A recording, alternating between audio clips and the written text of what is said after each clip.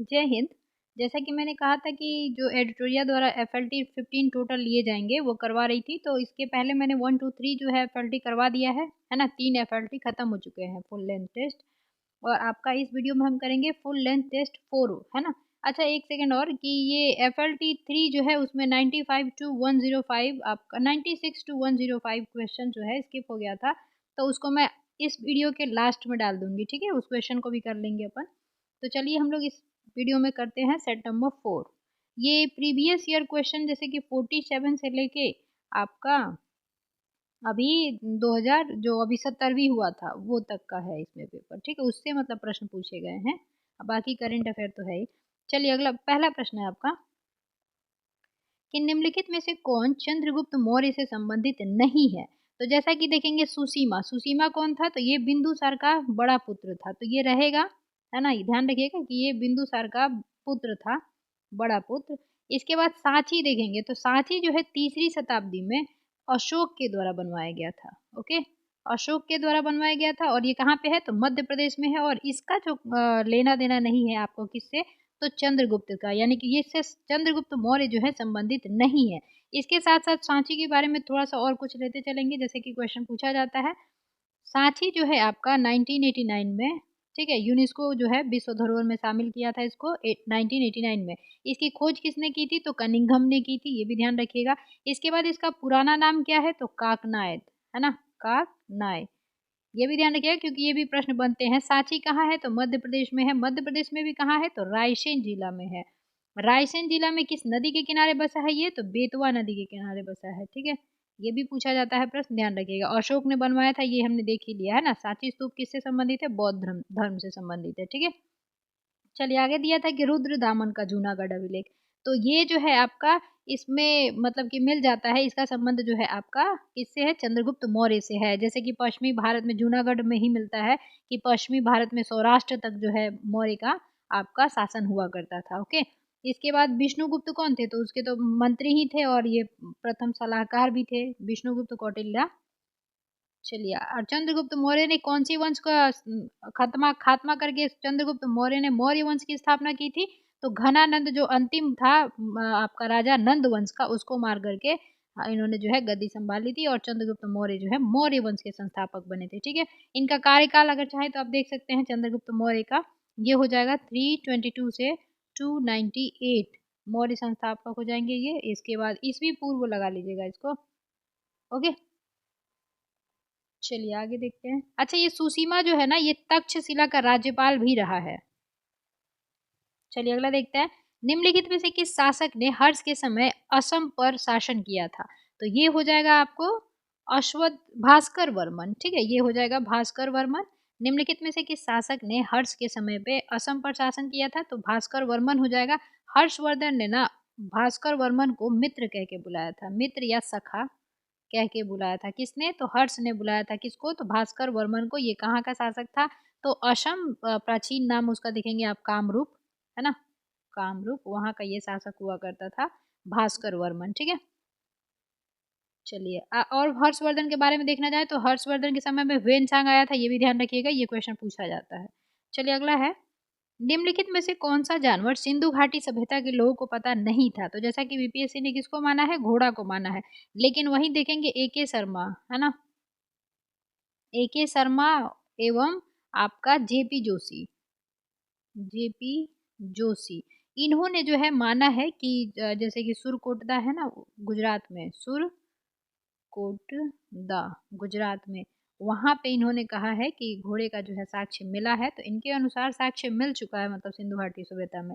लेकिन ऐसे देखेंगे तो अभी तक पता नहीं लगाया जा चुका है, तो घोड़ा हो जाएगा इसका आंसर।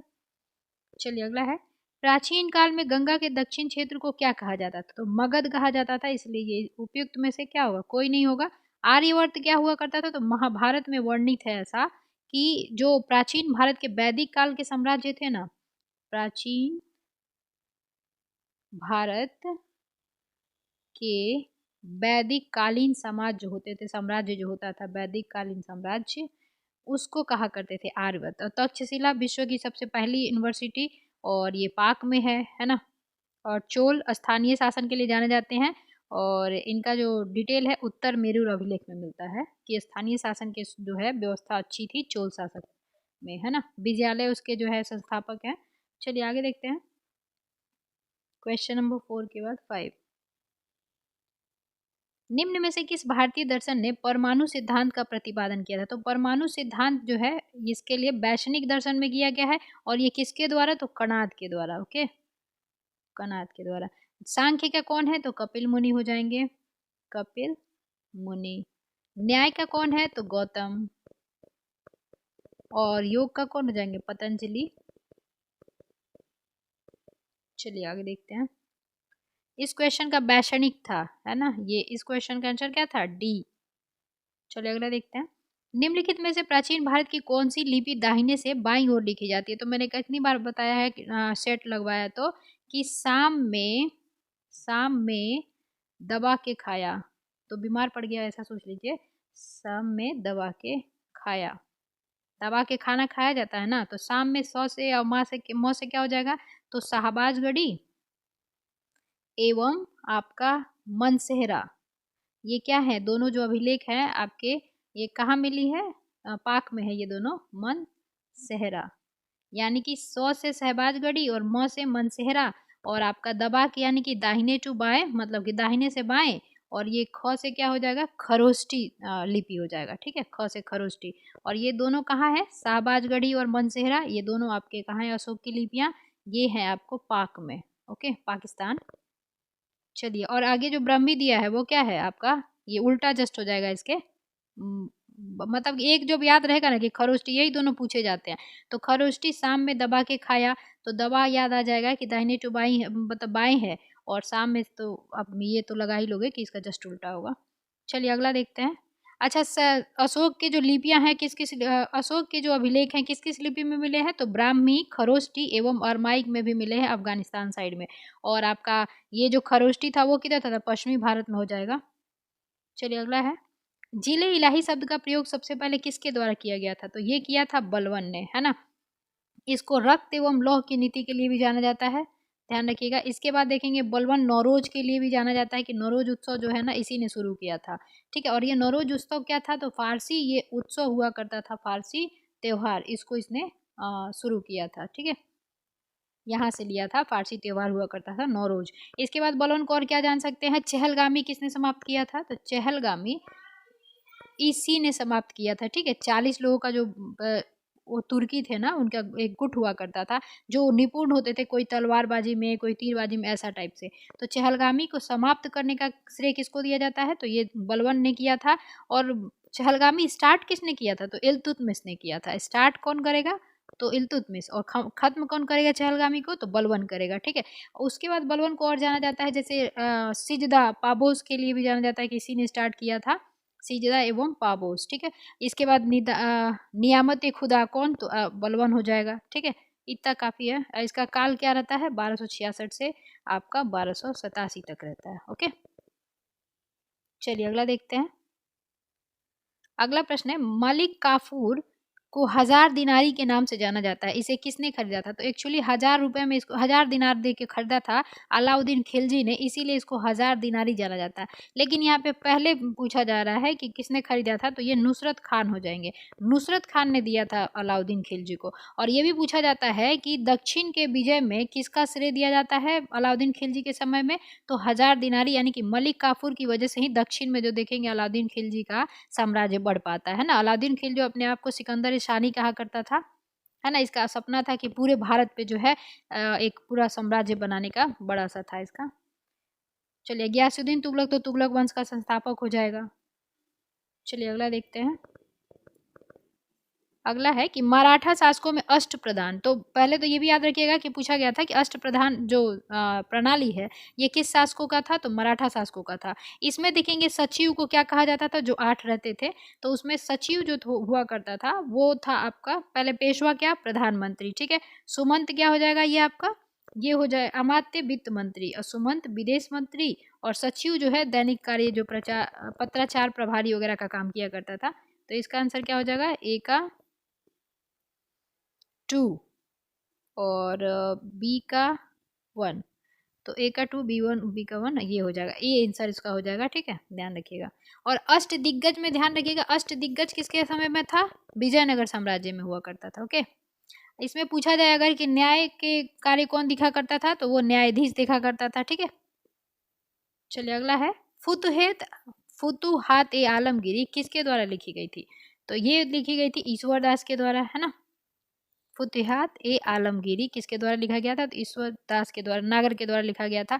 कुछ चलिए आप जहाँ रन देते हैं, आगे देखते हैं। इनमें से किस प्रसिद्ध शासक ने अपनी माता के नाम पर विजयनगर के पास नांगलपुरम की एक उपनगरीय बस्ती बसाई थी? तो ये कृष्णदेव राय ने बसाया था। इनका कार्यकाल क्या रहता है? 1509 से 29 रहेगा, 1529 तक।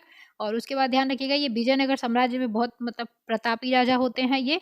और इनका जो वंश था, ये किस वंश के थे? तुलु वंश के थे। इन्हीं के समय जो है अष्ट दिग्गज हुआ करते थे, दिग्गज।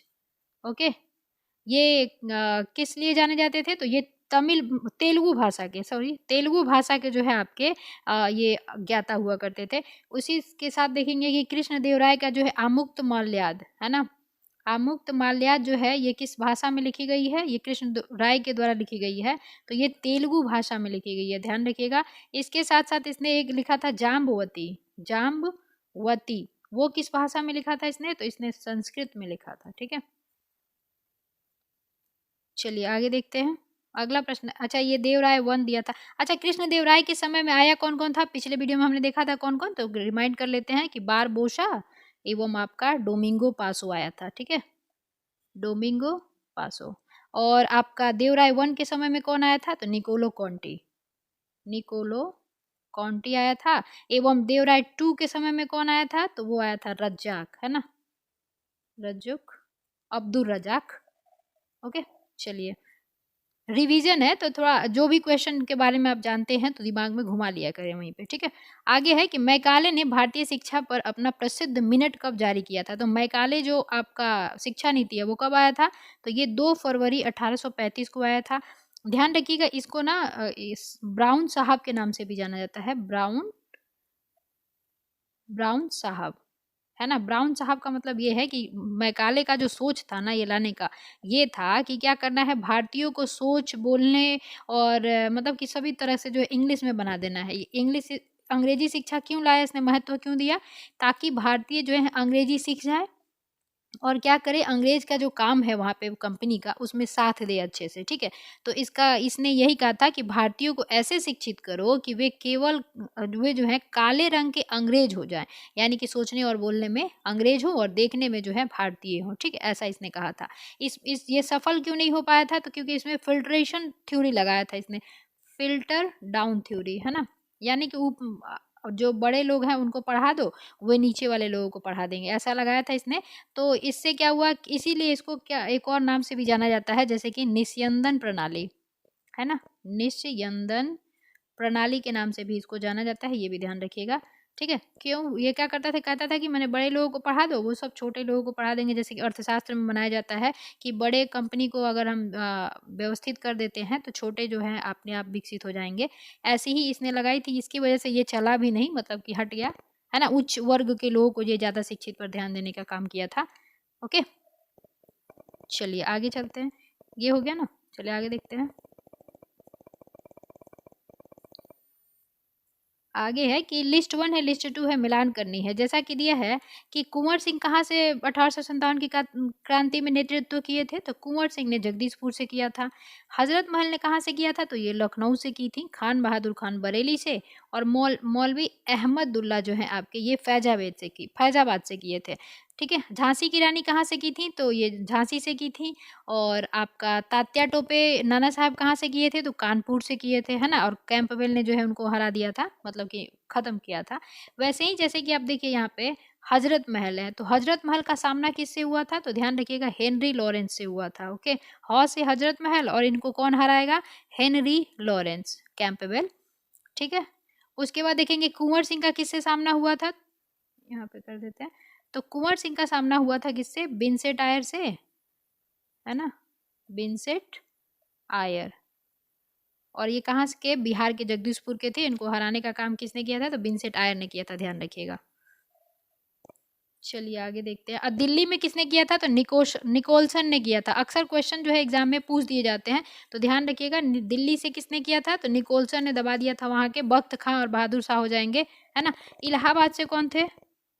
चलिए, जब मैं बोल रही तो आपको याद होना चाहिए कि हाँ इलाहाबाद से कौन थे, तो लियाकत अली थे, ध्यान रखिएगा। ओके, और उनको नील ने वहां पे जो है इस विद्रोह को दबा दिया था वहां पे। इलाहाबाद, लियाकत अली, नील ने दबा दिया था, ठीक है।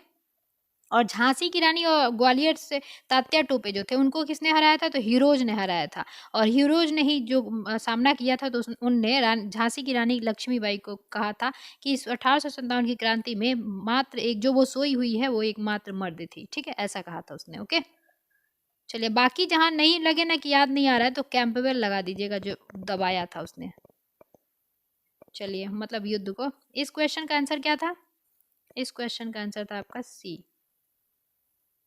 चलिए अगला है, किस वायसराय ने भारत में औपनिवेशिक आर्थिक संरचना की विकेंद्रीकरण की थी? तो औपनिवेशिक आर्थिक विकेंद्रीकरण का जो श्रेय जाता है वो मेयो को जाता है। ओके, मेयो के समय में ही देखेंगे आप सांख्यिकी सर्वेक्षण विभाग जो है उसका एस्टेब्लिश किया गया था, सर्वेक्षण विभाग। ओके, इसके समय एक और चीज लागू हुआ था, जैसे कि भारतीय विवाह विच्छेद अधिनियम कब लागू हुआ था? तो इसी के समय लागू हुआ था विच्छेद अधिनियम आपका 1969, है ना। सन देख लीजिएगा, लेकिन ये भारतीय विच्छेद अधिनियम जो है इसी के समय लगाया गया था। ओके, लॉर्ड मेयो के समय। इसको जो है आर्थिक विकेंद्रीकरण के लिए जाना जाता है।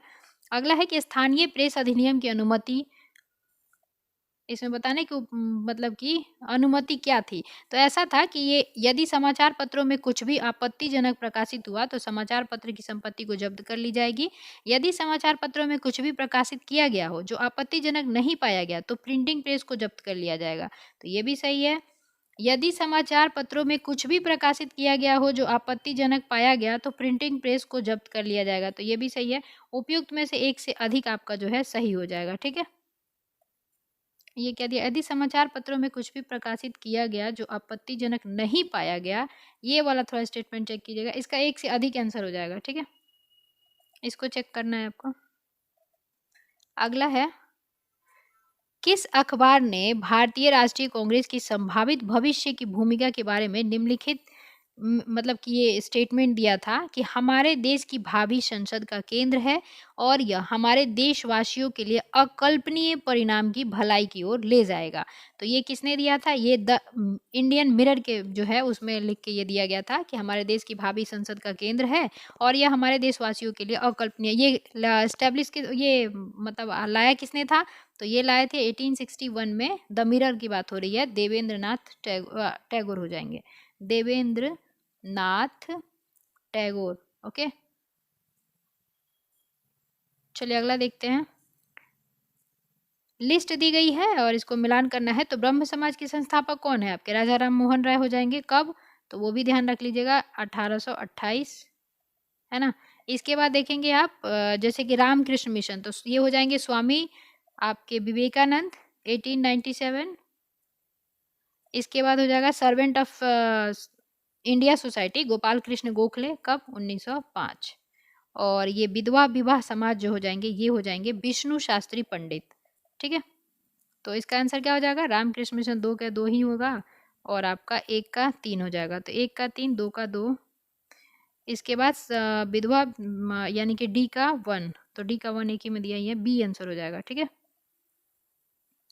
चलिए अगला है, किसानों द्वारा विपत्तियों का सामना करने को उजागर करने के लिए सहजानंद सरस्वती ने किस समाचार पत्र का प्रकाशित किया था? तो अक्सर जो है आपको मिलता है कौन सा? तो हुंकार, है ना। यहाँ पे क्या हो जाएगा? लोक संग्रह। तो हुंकार, लोक संग्रह इन्हीं की है, स्वामी सहजानंद की, ठीक है। इनका जन्म जो है 1889 में हुआ था और ये 1950 में मर गए और जब तक जिंदा रहे तब तक किसानों के बारे में इन्होंने सोचा था, ठीक है। इनकी एक पुस्तक पूछी जाती है, किसान क्या करे, किसान क्या करे। इसके बाद किसान क्यों, ये इनकी पुस्तक है, ये ध्यान रखिएगा, ये पूछा जाता है किसान क्यों एवं किसान क्या करे। ओके, और इन्होंने जो है रोटी को भगवान माना था। ठीक है, ये भी ध्यान रखिएगा, सहजानंद ने जो है रोटी को भगवान माना और भगवान से भी बढ़ के किसको माना, तो किसानों को माना था इन्होंने। ठीक है, इन्होंने कहा था कि जो किसान हैं वो भगवान से भी बढ़ के हैं और रोटी जो है भगवान है। ओके, और इन्होंने ये भी मतलब कि मिलता है कहीं कहीं कि वस्त्र अन्न उपजाएगा वही कानून बनाएगा, ऐसा इन्होंने नारा भी दिया था। इसके बाद देखेंगे इनकी जो पत्रिका है, जैसे कि आप देखेंगे हकीकत, है ना, हकीकत भी ध्यान रखिएगा, हकीकत एवं किसान मित्र, ये भी है किसान मित्र। ओके, इसके साथ साथ देखेंगे इनका आत्मकथा क्या है सहजानंद की, तो वो है मेरा जीवन संघर्ष, मेरा जीवन संघर्ष। ओके, इसके बाद इनका नारा क्या था, तो ध्यान रखिएगा इन्होंने ही नारा दिया था, सरस्वती सहजानंद ने। एक तो नारा दिया था इन्होंने कि कैसे लोगे माल गुजारी, लठ हमारी जिंदाबाद। ठीक है, इसके बाद दिया था जो जोतेगा किसान उसी का वही होगा खेत का स्वामी। ठीक है, इन्होंने ये दिया था। एक दिया था 1942 के करीब में कि कर्ज माफ करो। ठीक है, ये इनकी जो है सहजानंद की नारा है। कौन कौन नारा हो गया, कैसे लोगे माल गुजारी, लठ हमारा जिंदाबाद, जो जोतेगा किसान का खेत का स्वामी वही होगा, और कर्ज माफ करो। ठीक है, ये सब चीजें जो है इन्होंने दिया था। ओके, इसके बाद सहजानंद सरस्वती जो है किसान आंदोलन के जनक भी कहे जाते हैं। इसके साथ साथ देखेंगे आप इनका जो है 1929 में बिहटा में इन्होंने जो है किसान सभा की स्थापना की थी। उसके बाद 1936 में देखेंगे अखिल भारतीय किसान सभा की स्थापना किया गया इनके द्वारा। ओके, कहाँ पे, लखनऊ में। चलिए आगे क्वेश्चन आएगा तो देखते चलेंगे, वैसे मिलता है वो सब क्वेश्चन। आगे है कि new lamp for the old किसने लिखा था, तो new lamps for the old Arvind Ghosh की है। ठीक है, ध्यान रखिएगा। द बाल गंगाधर तिलक का केसरी एवं केसरी जो है वो था, और आपका क्या था, केसरी एवं मराठी, है ना, मराठा, ये था इनका। एक और इनका मिलता है द आर्टिस्ट होम बेदाज, ऐसा करके इनका एक बुक है बाल गंगाधर तिलक की, तो वो भी क्वेश्चन पूछा जाता है। इसके बाद ये भी हमने पिछले सेट में दिखा था कि क्या किया था इन्होंने, क्लब का जो है स्थापना किसने की थी, लाठी एवं अखाड़ा क्लब, तो इन्होंने किया था, तिलक ने। ठीक है, पिछले सेट में हमने ये देखा था ना। चलिए अगला है, और शिवाजी महोत्सव के लिए भी जाने जाते हैं तिलक, गणेश महोत्सव के लिए भी तिलक जाने जाते हैं। अगला है कि बिहार में भारतीय राष्ट्रीय कांग्रेस के 100 वर्ष किसके द्वारा संपादित है, तो ये पीएन ओझा के द्वारा जो है ये संपादित किया गया था। ठीक है, चलिए अगला है स्वदेशी, ये मुख्यालय बताना है और आपका संगठन दिया हुआ है। तो जैसा कि देखेंगे स्वदेशी सेवक होम आपका इसका बैकवर में हुआ करता था मुख्यालय, और यूनाइटेड इंडिया हाउस का सिएटल में हुआ करता था, और युगांतर आश्रम का सैन फ्रांसिस्को मुख्यालय था, और आज़ाद हिंद फौज का रंगून था। ये जरूर ध्यान रखिएगा कि आईएनए आज़ाद हिंद फौज का मुख्यालय कहाँ था, रंगून था, यानी कि 1 2 3 4 सामने ही दिया हुआ है सभी, तो ये इसका आंसर हो जाएगा आपको डी। ओके, चलिए अच्छा, तिलक के बारे में ना एक और क्वेश्चन हमने देखा था कि कौन से ऐसे नेता थे जिन्होंने पूरा साथ दिया था असहयोग आंदोलन में, और 1 अगस्त को इनकी मृत्यु हो गई तो वो देख नहीं पाए थे परिणाम उसका। ठीक है, अगला है, ये तो देख लिया हमने ना। चलिए अगला है कि 1935 के बारे में, तो भारत सरकार अधिनियम 1935 की एक विशेषता नहीं है बताना है। तो जैसा कि देखेंगे जब ये बन ही रहा है तो इसका मूल्यांकन तो होगा नहीं, तो ये ऐसे ही बन जाता है कि ये वाला होगा। एक चीज़ और ध्यान रखिएगा कि अब इसमें पारित मतलब क्या क्या नियम थे, तो गवर्नर जनरल के कार्यकारी परिषद का पुनर्गठन, प्रांतीय स्वायत्तता है, ध्यान ध्यान रखिएगा, केंद्र में लगा दिया गया था 2 सदनीय, लेकिन प्रांत में स्वायत्तता दे दी गई थी, है ना। उसके बाद देखेंगे भारत में संघ का प्रस्ताव भी शामिल हुआ। उसके बाद 1937 में आप देखेंगे संघीय न्यायालय का भी स्थापना किया गया था। ओके, चलिए आगे देखते हैं, और इसमें जो है 1935 में आपका महिला एवं दिव्यांगजन के लिए जो है पृथक निर्वाचन की बात भी की गई थी। ओके, चलिए अगला देखते हैं, ये कितना नंबर था, 22 नंबर, 23 नंबर दिया है कि भारत छोड़ो आंदोलन के दौरान बहुत से स्थानों पर राष्ट्रीय सरकारें स्थापित की गई, निम्नलिखित में से कौन सा सुमेलित नहीं है, तो इसमें देखेंगे ए हो जाएगा आपको आंसर, नहीं है सुमेलित। तो ये वाले जो भारत छोड़ो आंदोलन के समय लागू हुआ था, कौन कौन था स्थापित हुई थी, तो प्रति सरकार सतारा महाराष्ट्र, प्रजामंडल तलचर उड़ीसा, जातीय सरकार कहाँ था, तामलुक बंगाल। चलिए अगला है, भारत चीन और इंग्लैंड के बीच त्रिकोणीय व्यापार का मुख्य आर्थिक आधार क्या था, तो क्या होता था, भारत से चीन को जाता था, चीन से इंग्लैंड को जाता था, और इंग्लैंड से भारत को आ जाता था, ये अफीम हुआ करता था। ठीक है, काली मिर्च भारत में कौन लाए थे? तो पुर्तगाली लाए थे।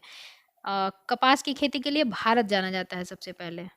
चलिए आगे है, लॉर्ड मेयो 1870 के संकल्प के बारे में निम्नलिखित में से कौन सा कथन सही है? तो जैसा दिया है, केंद्रीय और प्रांतीय वित्त को विभाजित करने वाला यह पहला कदम था, सही है। प्रांतीय सरकारों को कुछ सेवाएं प्रशासित करने के लिए का अधिकार दिया गया, तो ये भी सही है। इसने मौजूदा असमानता को सुधारने का प्रयास किया, तो ये भी सही है। इसने प्रांतों की वास्तविक आवश्यकताओं पर ध्यान केंद्रित किया, तो ये भी सही है आपका, है ना। ये सारे जो है दिए हुए हैं ना, ये सारे सही थे, यानी कि इसका आंसर हो जाएगा 1 2 3 4 सारे सही हैं। लॉर्ड मेयो के समय ही 1872 में पहला जनगणना हुआ था, ध्यान रखिएगा। ओके, 10 क्रम मतलब 10 वर्ष के बाद वाला तो 1882 में हुआ था। चलिए अगला देखते हैं।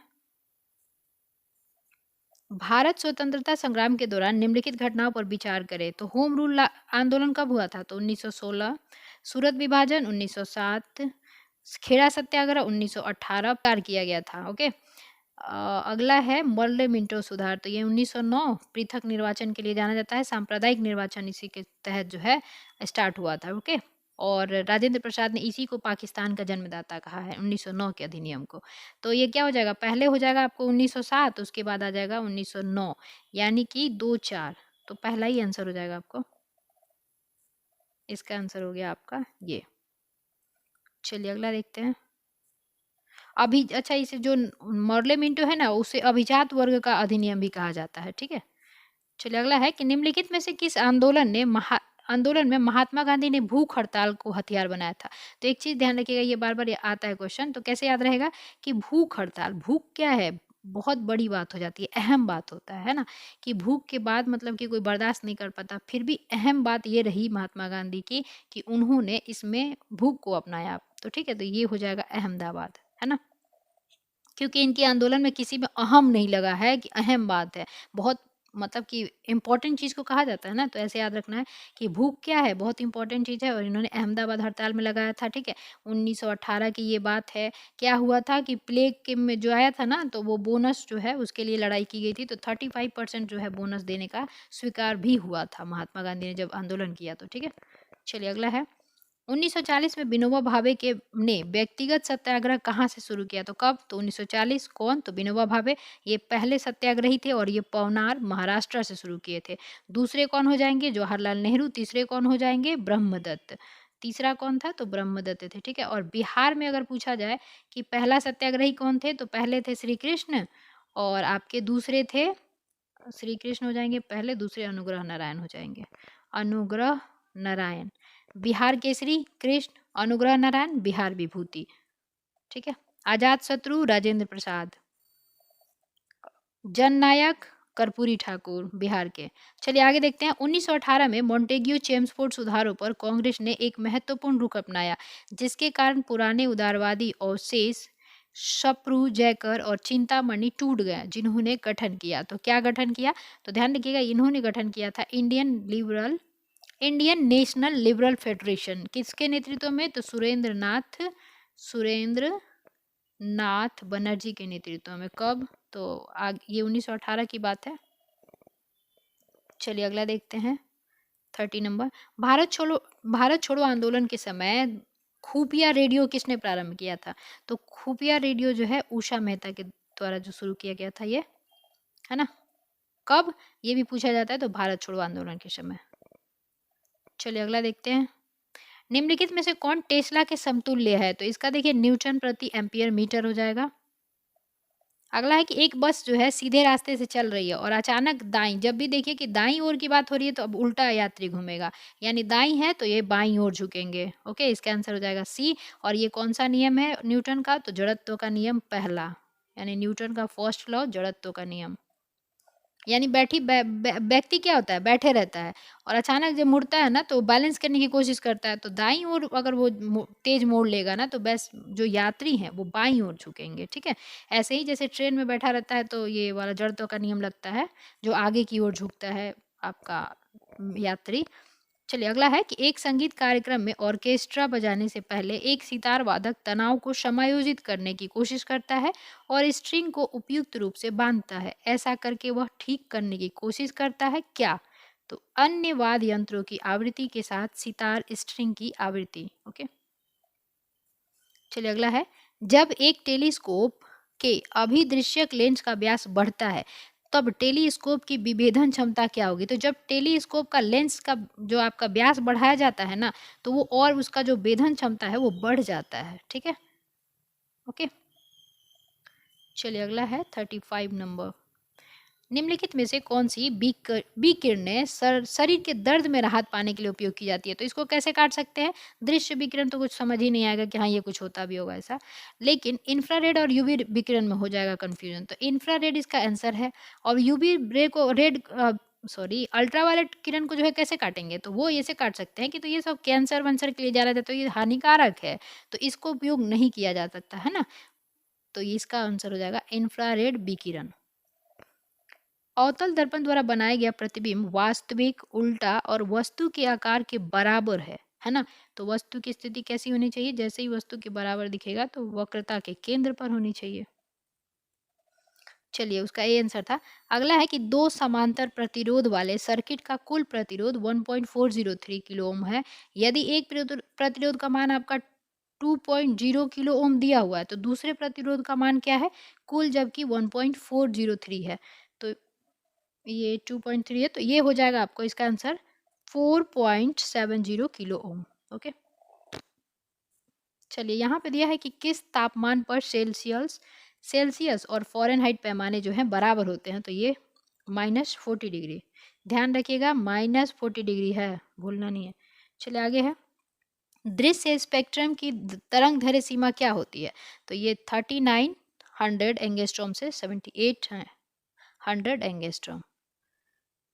चलिए अगला देखते हैं 40 नंबर, यहाँ दिया है कि निम्नलिखित में से कौन सा सही सुमेलित नहीं है? तो वोल्ट मीटर का क्या होता है? इसको याद नहीं हो तो ऐसे ट्रिक से याद रख सकते हैं कि वो विभवांतर, एमीटर विद्युत धारा, है ना, ये तो बहुत बार पूछा जाता है, पोटेंशियोमीटर विद्युत वाहक बल, गैल्वेनोमीटर जो है ना विद्युत धारा के दिशा की पहचान करता है। ठीक है, दिशा की पहचान करता है ये। ओके, तो ये विद्युत धारा और विद्युत धारा की दिशा का पहचान करने के लिए गैल्वेनोमीटर का यूज किया जाता है। तो यही आंसर हो जाएगा कि ये सुमेलित नहीं है। चलिए अगला है, कोरंडम और क्रोलाइट किस धातु के अयस्क है?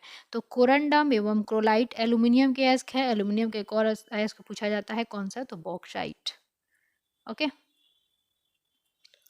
चलिए अगला देखते हैं, परमाणु की संरचना के लिए एक मॉडल प्रस्तावित करने वाले पहले व्यक्ति पूछा है, कौन थे?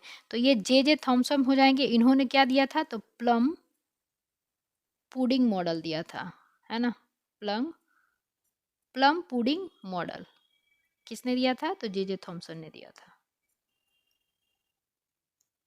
चलिए अगला है, कौन सी गैस अपने ग्रीन हाउस प्रभाव के ग्लोबल वार्मिंग के योगदान करती है? तो जैसा कि कार्बन डाइऑक्साइड, नाइट्रस, मिथेन उपयुक्त में से एक से अधिक हो जाएगा, जलवाष्प, है ना, ये सब जो है आपकी क्या है? ग्रीन हाउस प्रभाव से ग्लोबल वार्मिंग में योगदान करते हैं। चलिए अगला है, किस नियम के अनुसार समान दाब पर सभी गैस के निश्चित आयतन में अणुओं की संख्या समान होती है? तो ये अवोगाद्रो का नियम हो जाएगा, है ना। हाइड्रोकोलिक जब भी आएगा तो वो पास्कल वाला नियम होगा। ठीक है, कोरियोलिस प्रभाव तो पृथ्वी के घूमने की बात है ना। कोरियोलिस प्रभाव के बारे में भी ये क्वेश्चन पूछा जाता है कि ये ध्रुवों पे और भूमध्य रेखा पे, तो भूमध्य रेखा पे निग्लिजिबल होती है, मानिए शून्य ही होती है, और ध्रुवों पे ज़्यादा होती है, ये ध्यान रखिएगा।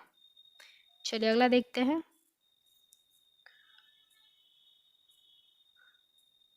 वह ताप जिस पर ठोस, द्रव, गैस तीनों एक ही अवस्था में रह जाएंगी तो वो कौन सा बिंदु कहलाता है? त्रिक बिंदु कहलाता है। ओके, अगला है, एक घोल पीएच मान 3 से 6 बदलता है तो इसमें H+ का आयन की सांद्रता क्या होगी? तो 1000 गुना कम हो जाएगी।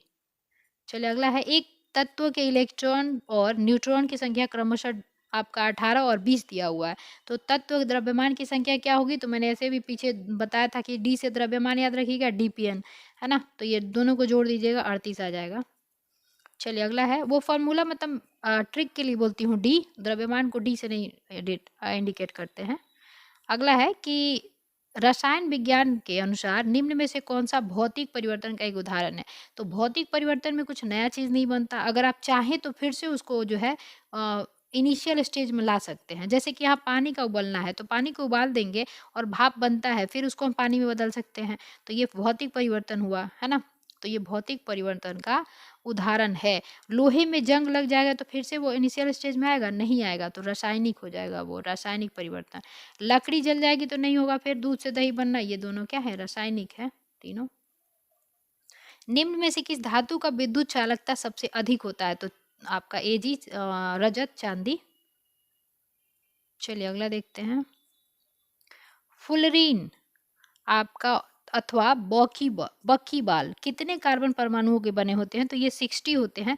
इसके साथ साथ कार्बन के और कौन कौन अप्रूप होते हैं? तो फुलरीन हो गया, एक ग्राफीन होता है आपका, और एक आपका ग्रेफाइट और हीरा।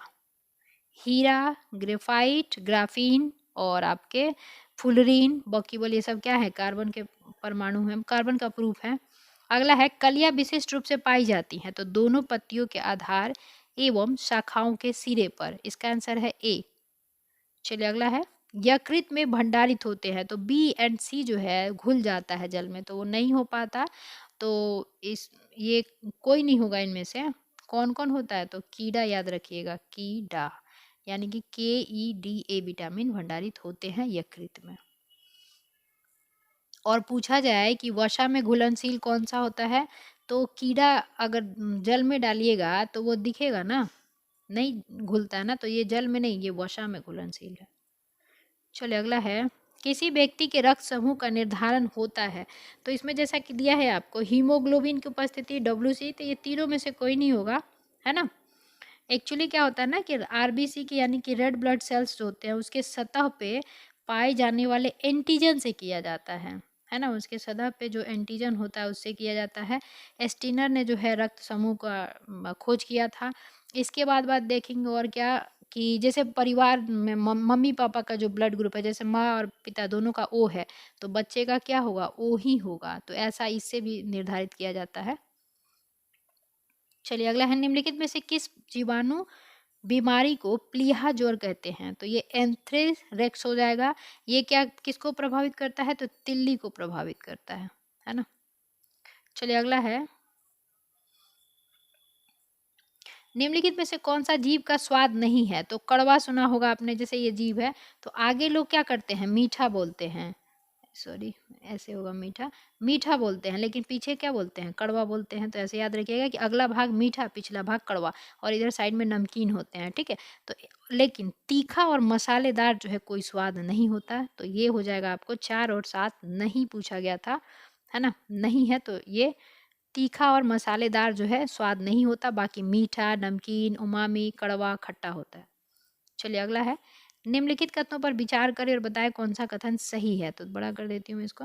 देखिए, टेनियासिस एक आंतों का संक्रमण है जो टेप वर्म की 3 प्रजातियां टेनिया सेलियोम, टेनिया संगिनाटा और टेनिया एशियाटिका के कारण होता है। तो ये सही दिया हुआ है। जब मस्तिष्क में सिस्ट विकसित हो जाते हैं तो इस स्थिति को न्यूरोसिस्ट कॉर्सिस कहते हैं। तो ऐसे भी याद रखिएगा कि जब मस्तिष्क में सिस्ट विकसित हो जाता है ना तो उस स्थिति को हम क्या कहते हैं? न्यूरोसिस्टोकोर्सिस कहते हैं।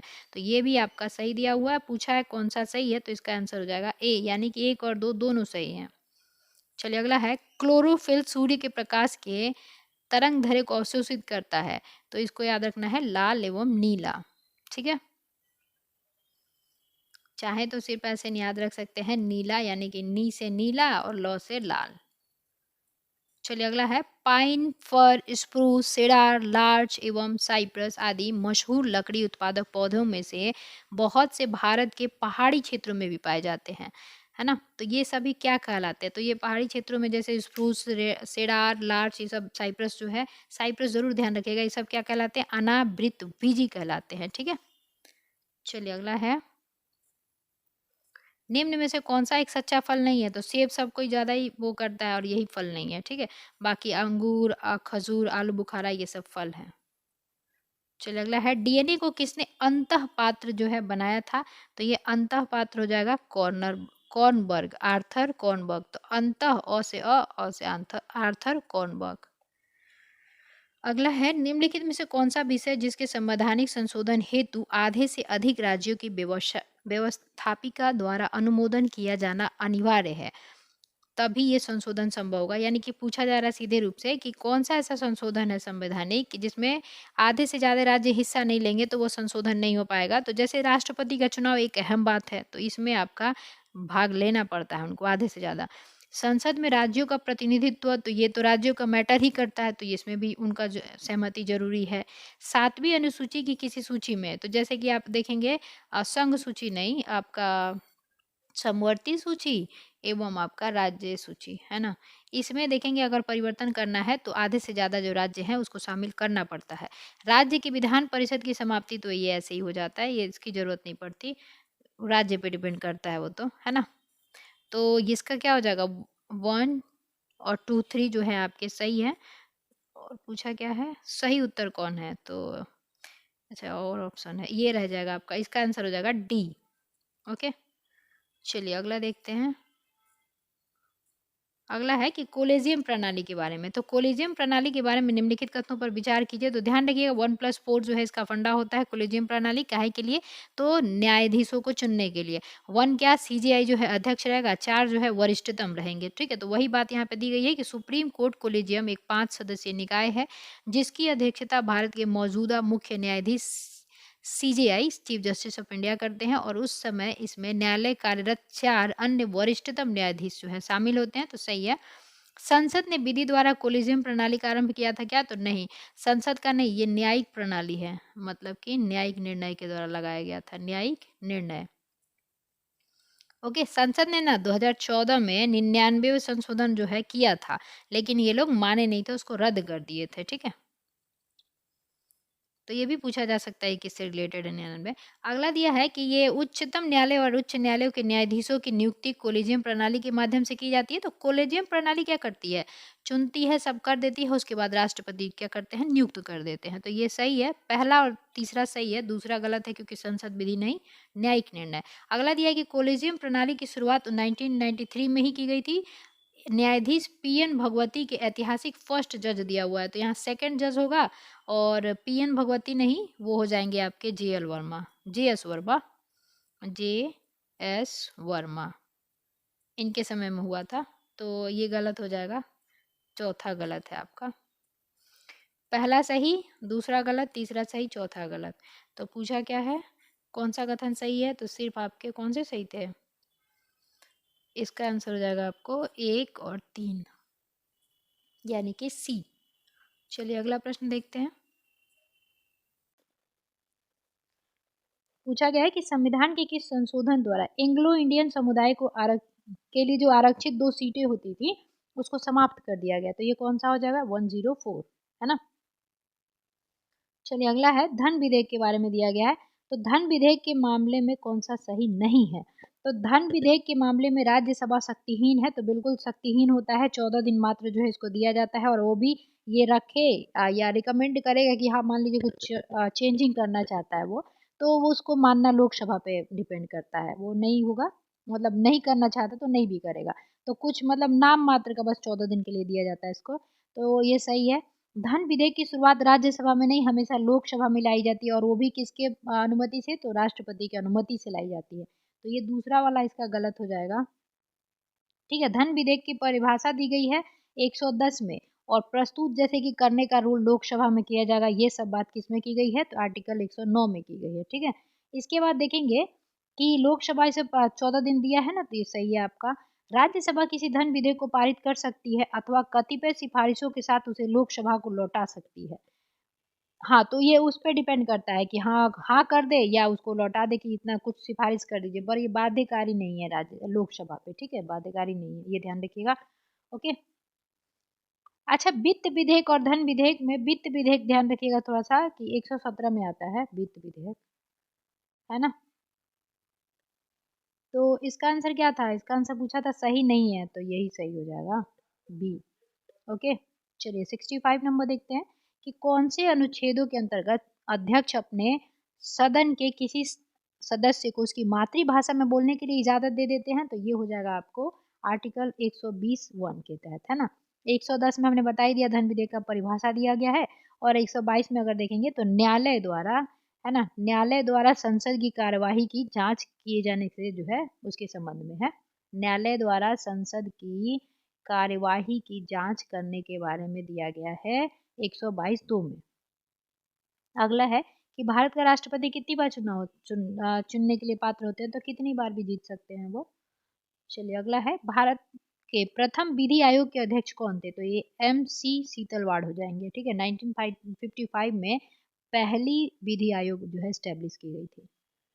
अगला है, भारत में यदि एक राज्य एक चुनाव लागू किया जाए तो भारतीय संविधान के किस अनुच्छेद में संशोधन की आवश्यकता होगी, तो ध्यान रखिएगा लोकसभा, विधानसभा, इन सबका क्या कार्यकाल पे डिपेंड पड़ेगा, तो ये आर्टिकल 83 होगा ही, आर्टिकल 172, 356 तीनों होंगे। तो 100 आपका इसका एक से अधिक हो जाएगा, इसके साथ साथ 85, 174 इन सब में संशोधन करने की जरूरत पड़ेगी।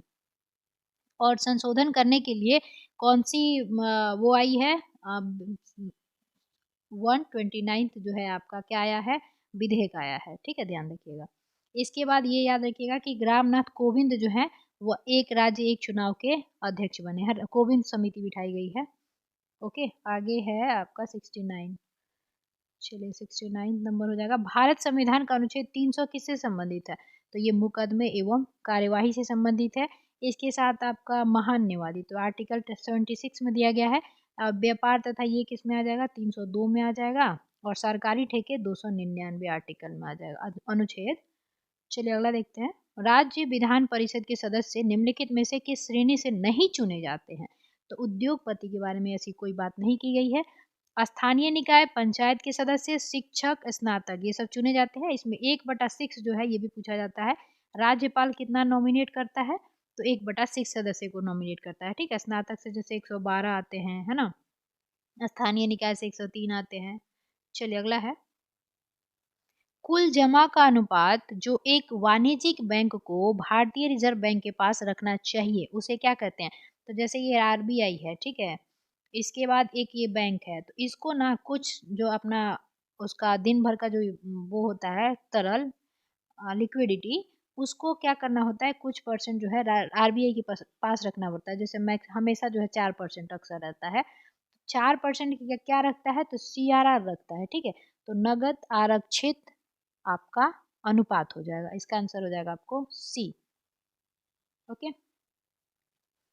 अगला है कि कौन सा सही है, तो जैसे इसमें देखेंगे चौथी पंचवर्षीय योजना, तो चौथी पंचवर्षीय योजना में सेवा पर ध्यान नहीं दिया गया था, सेवा पर ध्यान दिया गया था आपको 11वीं में, है ना, किस में दिया गया था, 11वीं पंचवर्षीय योजना में। कब से कब तक था ये 11वीं, तो 2007 से आपका 12 तक था। ठीक है, उद्योग पर ध्यान दिया गया था दूसरी में, है ना। उसके बाद वैश्वीकरण पर ध्यान दिया गया 1991 के तहत, तो ये तो आपका नहीं होगा। इसके बाद प्रथम पंचवर्षीय योजना में जो है कृषि पर ध्यान दिया गया था, ये ध्यान रखिएगा। ठीक है, अच्छा, गरीबी हट उन्मूलन कब दिया गया था नारा, इंदिरा गांधी के समय, तो ये दिया गया था आपको पंचवर्षीय योजना के समय, गरीबी उन्मूलन, ये भी पूछा जाता है। चलिए अगला है, साधन लागत पर NNP के बराबर है, क्या बराबर है, तो ये राष्ट्रीय आय बराबर है, इसका आंसर हो जाएगा T। चलिए अगला देखते हैं, उत्पत्ति के नियम के बारे में देखना है कि कौन सा कथन जो है आपका सही है। तो जैसा कि दिया है, उत्पत्ति के नियम किसी उत्पाद के राष्ट्रीय स्रोत को निर्धारित करते हैं, इसको जूम कर देती हूँ मैं। उत्पत्ति के नियम किसी उत्पाद के राष्ट्रीय स्रोत को निर्धारित करने के लिए आवश्यक मानदंड है, तो सही है। उत्पत्ति के नियम कस्टम एजेंसियों को यह जानने में मदद करते हैं कि किसी दिए हुए उत्पाद पर कौन से नियम और कौन से शुल्क लागू होते हैं, तो ये भी सही है। इनका उपयोग व्यापार सांख्यिकी के प्रयोजन के लिए किया जाता है, तो ये भी सही है। इसके साथ दिया है कि उनका महत्व इस तथ्य से प्रमाणित होता है कि कई मामलों में कर और प्रतिबंध आयातों के स्रोत पर निर्भर करते हैं। तो ये चारों कथन आपके उत्पत्ति के नियम से रिलेटेड सही दिए गए हैं और इसका आंसर क्या हो जाएगा, उपयुक्त सभी। चलिए अगला है, कृषि विपणन प्रणाली में सुधार के लिए भारत सरकार द्वारा अपनाया गया नीतिगत उपाय क्या है, तो ये सभी हो जाएंगे, जैसे MSP देना, सार्वजनिक वितरण प्रणाली अच्छे से करना, बफर स्टॉक का रख रखाव करना, तो ये उपयुक्त में से एक से अधिक आंसर हो जाएगा। चलिए अगला है, किस समिति ने प्रतिस्पर्धा अधिनियम कब 2002 को अधिनियमित करने का सुझाव दिया था, तो ये SVS राघवन समिति हो जाएगा। ठीक है, गरीबी रेखा को निर्धारित करने के लिए कौन सा संगठन जो है सर्वेक्षण करता है, कौन सा संगठन सर्वेक्षण करता है बताया, तो ये हो जाएगा एनएसओ, है ना। चलिए, नेशनल स्टैटिकल ऑफिस अगला है। भंडारी समिति किससे संबंधित है, तो ये तो मेरे ख्याल से पिछले सेट में भी था। इसका आंसर हो जाएगा क्षेत्रीय ग्रामीण बैंकों की पुनर्संरचना। अगला है कि निम्नलिखित में से कौन सी पंचवर्षीय योजना मानव संसाधन विकास पर ध्यान दी, तो वो 8वीं हो जाएगी। ओके, चलिए अगला है कि बिहार आर्थिक सर्वेक्षण पहली बार वित्तीय वर्ष के लिए प्रकाशित किया गया था, तो आर्थिक सर्वेक्षण बिहार का 2006 से 7, सुशील मोदी। इसका आंसर बी हो जाएगा, मतलब कि 80 का। अगला है कि भारत के किस राज्य को खनिज लवणों का राज्य कहा जाता है, तो मैक्सिमम चीजों में देखेंगे आप उड़ीसा आगे रहता है, तो इसको उड़ीसा को क्या कहा जाता है, आपका खनिज लवणों का राज्य कहा जाता है। ओके, लगभग 40% जो है ये भारत के पूरे खनिज में जो है अपना योगदान देता है। अगला है कि डीवी द्वीप किसकी सरिताओं के मध्य है, किस नदी की सरिता के मध्य है, तो कृष्णा, आंध्र प्रदेश। अगला है निम्नलिखित बंदरगाहों में से कौन कृत्रिम बंदरगाह है, तो चेन्नई जो है ना कृत्रिम सबसे बड़ी बंदरगाह है। चलिए अगला देखते हैं। अब यहाँ पे दिया गया है कि निम्नलिखित पर्वत श्रेणियां हैं और उनको क्या करना है, पूर्व से पश्चिम की ओर जो है सही क्रम में सजाने। तो जैसा कि आप देखेंगे मेघालय में आपको गारो घासी जयंतिया मिल जाएगा, तो ये पहले मेघालय में तो गारो घासी जयंतिया, और केटू कहाँ मिलता है, लद्दाख में, तो भारत की सबसे लास्ट में। तो हमें किससे देखना है, पूर्व से पश्चिम की ओर देखना है, तो पहला मेघालय वाला गारो हो जाएगा और लास्ट में केटू, तो इसका आंसर क्या हो जाएगा, आपको 1 2 3 4 सही दिया हुआ है ना। ओके, चलिए अगला देखते हैं। किस पठार पर कर्क रेखा और भारतीय मानक समय रेखा एक दूसरे को काटती है, तो ये किस पे काटती है, बघेलखंड पे। ध्यान रखिएगा बुंदेल और बघेलखंड में कंफ्यूजन ना हो, मतलब देखने में ऑप्शन सेम ही लगता है ये। बघेल दो, ये सभी जो है मध्य प्रदेश की पहाड़ियां हैं, बुंदेलखंड, बुंदेलखंड, रीवा वगैरह, तो बघेलखंड पे ये काटती हैं एक दूसरे को, ध्यान रखिएगा घ बीच में।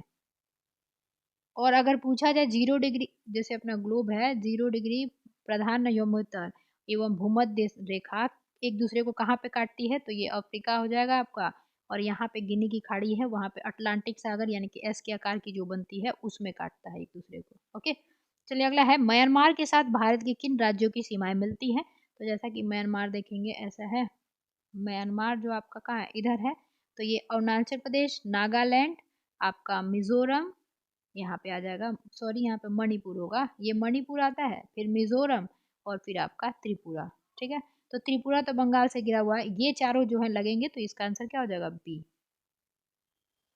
चलिए अगला देखते हैं। सबसे ज्यादा अरुणाचल प्रदेश से लगता है। करेवा किस प्रकार की खेती के लिए प्रसिद्ध है, तो केसर के लिए, जम्मू कश्मीर। अगला है कि गंगा के मैदान को एक रूप में वर्णित किया गया है, तो जियो सिंक्लाइन के रूप में वर्णित किया गया है इसको। चलिए अगला है, 88 था ना, तो 89। निम्नलिखित में से किस ग्रह का घनत्व सबसे कम है, तो तैरता हुआ ग्रह भी इसको कहा जाता है, किसको, शनि को। निम्न हिमालय पर्वत श्रेणियों में किस पर्वत श्रेणी को अटल टनल पार करती है, तो पूर्वी पंजाल को, पूर्वी पीर पंजाल को। अगला है कि निम्नलिखित में से किस क्षेत्र में प्रवाल भित्तियां नहीं पाई जाती हैं, तो कच्छ की खाड़ी, मन्नार की खाड़ी, लक्षद्वीप, अंडमान निकोबार, मिनिकॉय, इस सब में पाई जाती है, कैम्बे की खाड़ी में नहीं पाई जाती। निम्नलिखित में से कौन बेमोल मतलब कि जोड़ी सही नहीं है, तो गोभी कहाँ है, मंगोलिया में है, कालाहारी कहाँ है, अफ्रीका में है, ना कि अमेरिका में है ना, तो ये गलत हो जाएगा। कालाहारी में बुशमैन जाति पाए जाते हैं। और कैसे याद रखना है, ब्लैकमैन। थार कहाँ है, भारत में। सहारा कहाँ है, अफ्रीका में। सहारा सबसे बड़ी रेगिस्तान है विश्व की। चलिए अगला है, लावा के ठंडा होने और ठोस होने से किस प्रकार की चट्टानें बनती है, तो ध्यान रखिएगा जैसे कि लावा है ना, वो बाहर निकलती है और ये फिर ठंडा हो जाता है ना, मैग्मा बाहर निकलता है, सॉरी मैग्मा बाहर निकलता है और ठंडा होता है तो लावा बन जाता है, तो इसको आग्नेय चट्टान कहते हैं। और फिर वो ताप दाब वगैरह से जो है फिर से टूट उट जाएगा तो उसको रूपांतरित चट्टान कहेंगे, पृथ्वी की ताप दाब इन सब चीजों से। और शादी तो जैसे बाद में फिर परत दर पदर जमते जाता है और बनते जाता है। आग्नेय चट्टानों में जो है जीवाश्म नहीं पाए जाते हैं, ये भी पूछा जाता है। चलिए अगला है, निम्नलिखित में से कौन सा वायु प्रदूषण का एक प्रमुख कारण है? तो सबसे ज्यादा अगर इसमें देखा जाए सबसे होता है, लेकिन इसमें जीवाश्म ईंधन का जलना ज्यादा होता है। बाकी जितने भी दिए गए हैं ना सबसे होता है। कितना नंबर था ये? 94, 95। ग्लोब पर 1 डिग्री के अंतराल पर खींची गई अक्षांश रेखाएं कितनी है?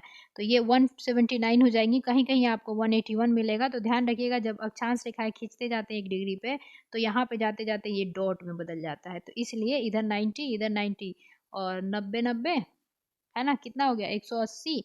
और एक बीच वाला तो 181 हो जाता है, लेकिन ये डॉट के रूप में हो जाता है तो ये वृत्त नहीं बना पाता, तो इसलिए 179 आंसर हो जाएगा, क्योंकि एक ये और एक एक हटा दिया जाता है।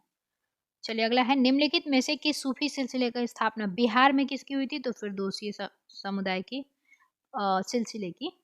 अगला है, अंग्रेजी नीतियों की आलोचक कृति गरीब हिंदुस्तान, जिसे बिहार में कब? तो 1930 में अंग्रेजों ने प्रतिबंधित किया था। लेखक कौन थे? तो ये मोहम्मद वली हसन हो जाएंगे। किसके? गरीब हिंदुस्तान के। कब? 1930। कौन? मोहम्मद वली हसन। चलिए अगला है, मैथिली भाषा का विकास निम्नलिखित में से किसके शासनकाल में हुआ था? तो ये कर्नाट राजवंश के समय हुआ था। नान्य देव इसका जो है क्या है? संस्थापक है। ओके, नान्य देव। और इन्होंने जो है कहाँ कहाँ राज किया था? तो आपका अम, मिथिला क्षेत्र में और तिरहुत क्षेत्र में। ओके, चलिए अगला है, बिहार विक्रमशिला विश्वविद्यालय के संबंध में निम्नलिखित में कथनों पर विचार करें। जैसा कि दिया है आपका कि यह बिहार के वर्तमान बांका जिले में है, तो बांका जिले में थोड़ी विक्रमशिला नहीं है, भागलपुर में है ना, तो पहला गलत। इसकी स्थापना पाल वंश के द्वारा के राजा गोपाल प्रथम ने की थी? नहीं, इन्होंने उदंतपुरी किया था गोपाल ने। और विक्रमशिला का किसने किया था? धर्मपाल ने किया था, तो ये भी गलत। दूसरा भी, बौद्ध धर्म का व्रजयान संप्रदाय यहाँ फला फूला, सही है। यहाँ खगोल विज्ञान, तर्कशास्त्र, कानून, व्याकरण और दर्शन जैसे अन्य विषय पढ़ाए जाते थे, तो ये भी सही है। तो इसमें क्या हो जाएगा आपका? पूछा गया कौन सा कथन गलत है, तो पहला और दूसरा गलत था, तो आंसर ए हो जाएगा। अगला है, बिहार समाजवादी पार्टी 1931 का गठन किन्होंने किया था? तो ये फूलन प्रसाद वर्मा और जयप्रकाश नारायण हो जाएंगे। अगला है कि बिहार निम्नलिखित में से कौन सा जिला रेशम या सिल्क वस्त्र उत्पादन का केंद्र है? तो Bhagalpur silk city, tussar silk वहाँ उत्पादित होता है। अगला है कि बिहार में सुजनी क्या है? भारतीय हस्तशिल्प है ये, ठीक है। भारतीय हस्तशिल्प के संदर्भ में बिहार सुजनी क्या है? तो ये एक प्रकार की कढ़ाई होती है। अगला है कि बिहार में खनिज उत्पादन के संदर्भ में निम्नलिखित कथनों पर विचार करें। तो रोहतास में पाइराइट का सर्वाधिक भंडार है और पाइराइट 95% बिहार निकालता है और मतलब उत्पादित करता है। और बिहार जो है एकाधिकार प्राप्त किए हुए है पाइराइट पे, पाइराइट को झूठा सोना भी कहते हैं। रोहतास का अमझोरा पहाड़ी जो है वो फेमस है, तो ये सही है। और आगे है कि चूना पत्थर कैमूर, भभुआ, मुंगेर और रोहतास जिलों में पाया जाता है, तो विंध्य की पहाड़ियों में पाया जाता है ये सब, तो सही है। और विंध्य की पहाड़ी में मुंगेर और रोहतास आते ही हैं। अगला है कि जमुई जिले में सोने के भंडार पाए जाते हैं, तो ये भी सही है। तो क्या पूछा? तीनों सही है, कथन जो है आपके तीनों सही है। चलिए अगला देखते हैं, बिहार के निम्नलिखित जिलों का आरोही दशकीय जनसंख्या वृद्धि मतलब 2001 से दशकीय वृद्धि जो है कितना है? तो बिहार का कितना ये भी ध्यान रखिएगा, 25.42% है। ओके, इसके साथ देखेंगे सबसे ज्यादा कहाँ पे है? तो मधेपुरा में है। मधेपुरा में कितना है? तो 31.12, 31.12% है। तो सबसे ये क्या बताना था? आरोही क्रम में, तो सबसे लास्ट में मधेपुरा इसी में दिख रहा है, तो ऐसे भी ऑप्शन लगाया जा सकता था। इसके बाद देखेंगे किशनगंज में, तो किशनगंज में कितना है? 30.44% है। ओके, और आपका सिवान में कितना है? तो 22.70 जो है आपका यहाँ 10 की वृद्धि दर है। अब बिहार की पूरी तो 25.42। चलिए अगला देखते हैं, बिहार के किस जिले में तेलहर कुंड जलप्रपात अवस्थित है? तो ये तेलहर कुंड कहाँ पे? आपको कैमूर में है, ध्यान रखिएगा। अच्छा, कैमूर में और भी हैं, कौन कौन है? जैसे कि आप देखेंगे करकट जलप्रपात एवं दुर्गावती जलप्रपात कहाँ है? तो ये आपका कैमूर जिला में है, ठीक है। रोहतास में कौन सा है? तो रोहतास में पूछा जाता है तो मंझर, धुआं कुंड, है ना, धुआं कुंड, ये भी जलप्रपात, मतलब सब में जलप्रपात लगाना है कि मंझर जलप्रपात कहाँ है, रोहतास में है। धुआं कुंड जलप्रपात कहाँ है, आपका रोहतास में है। करमचट, ये भी आपका कहाँ है, रोहतास में है। नवादा में कौन है, ये भी पूछा जाता है, काकोलत। काकोलत जलप्रपात कहाँ है, तो नवादा। चलिए अगला देखते हैं। निम्नलिखित अधिनियम, किस अधिनियम ने बिहार के एक सदनीय विधानमंडल को द्विसदनीय में बदल दिया था? बिहार विधानसभा और बिहार विधान परिषद। तो जैसा कि देखेंगे द्विसदनीय है बिहार में विधानमंडल, तो ये द्विसदनीय किससे लागू किया गया था? तो अधिनियम 1919 के तहत। इसमें दो 19 है, 1919, और इसी के तहत जो है केंद्र बजट और राज्य बजट भी अलग किए गए थे। तो उसको भी याद करवाया था मैंने कि 19 और 19 लिखा हुआ, तो कहना है कि तू 19 ले ले अपना, मैं 19 ले लूंगा, अगला अपना अपना बजट बना लेते हैं। तो केंद्र एवं राज्य का बजट अलग किया गया 1990 1919 के अधिनियम से। और दो दो है ना, तो 1919, तो द्विसदनीय व्यवस्था 1919 से लागू किया गया था, है ना। 1909 तो सांप्रदायिक पृथक्करण के लिए जाना जाता है। 1935 जो है आपका, जैसे आरबीआई बिहार का, उसके बाद झारखंड वो बन गया, उड़ीसा, उसके बाद म्यांमार, वर्मा, ये सब के लिए जाना जाता है, वर्मा बना था। और 1937 तो नहीं है ना। और उन 250 प्लस जो है आपके, इसी से जो है 1935 के अधिनियम से भारत के संविधान में अधिनियम डाले गए हैं, अनुच्छेद वगैरह। अगला है कि स्वतंत्रता पश्चात बिहार का प्रथम राज्यपाल कौन था? तो ये जयराम दास दौलत राम हो जाएंगे। ओके। जनजाति और जिले के निम्न जोड़ों में कौन सा सही नहीं है?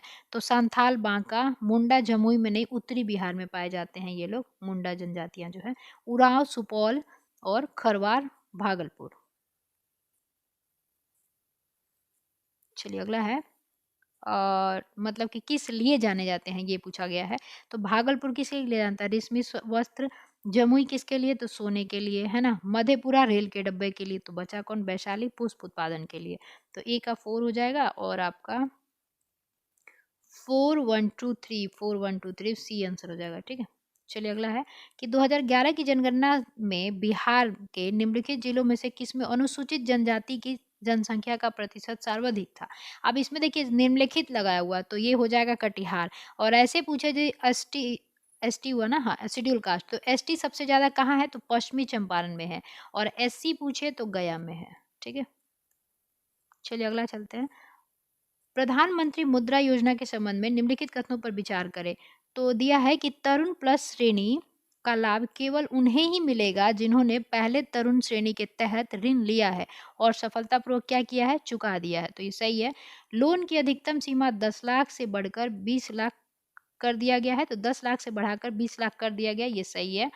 तरुण प्लस श्रेणी की घोषणा केंद्रीय बजट 2025 में ये पहले ही कर दी गई थी, तो ये गलत है। तो पूछा है कि सत्य कथन बताए, तो केवल 1 और 2 सही हो जाएगा।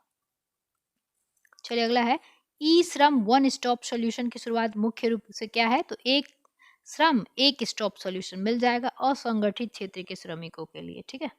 जैसे गिग वर्कर्स को कहा जाता है, ये जो आते हैं ना, जैसे ओमेगा जोमेटो वगैरह के लिए, तो असंगठित क्षेत्र के श्रमिकों के लिए ये किया गया है ई श्रम वन स्टॉप सॉल्यूशन। अगला है, निम्नलिखित कथनों पर विचार करें। भारतीय संस्कृत शास्त्रीय भाषाओं का संख्या 5 से बढ़कर 10 हो गई है। तो ये सुबह ही मैंने करंट अफेयर पढ़ाया था, उसमें बताया भी था मैंने पूरा, कि भारत में शास्त्रीय भाषाओं की संख्या अभी 5 मतलब कि इंक्लूड किए गए हैं, तो बढ़कर कितना हो गया है? 11 हो गया है, ध्यान रखिएगा। इसके बाद तो ये गलत हो गया पहला।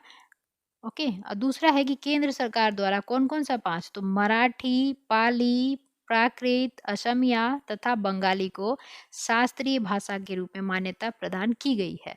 पूछा है अगला कि, तो ये सही है।